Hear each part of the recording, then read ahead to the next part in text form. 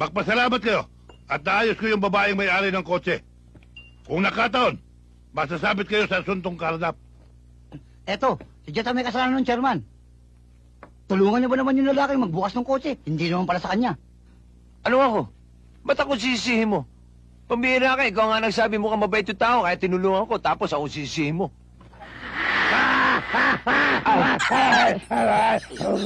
Naku, sorry, Chairman Shepard.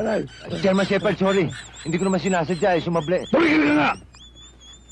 Chairman ka lang, Chairman. Hindi ba sinabi ko na sa'yo? Kung tatawagin mo ko, Chairman na lang kung Chairman. Shepard kung Shepard. At naman ang tulog eh. Tulugaso. Aray ko. Aray. Kasi naman yung pangalan nyo, tulog talaga ng lahi ng aso, Chairman eh. Matanong ko nga kayo. Ano ba talaga ang lahi nyo? Switzerland. Pastol doon ang tatay ko. Kaya Shepard na apelido ko. Ayun, lahing pastol. Taga Switzerland. Kaya Shepherd. Eh, yung nanay nyo? Yun ang aso. Tigilan mo nga ako, Jet, ha? Tigilan nyo katatalong.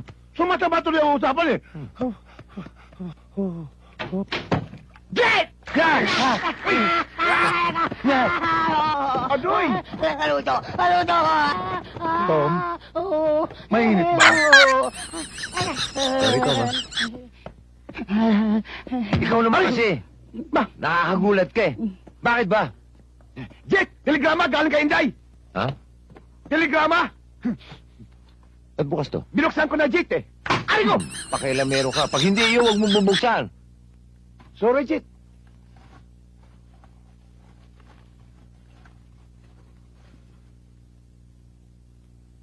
Kayo na. Kayo na magbasa. Kayo na. Akin to eh.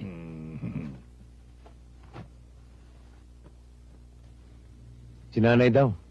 Darating daw ngayon. Darating? Diyos ko na! Diyos ko na! Darating si Inday!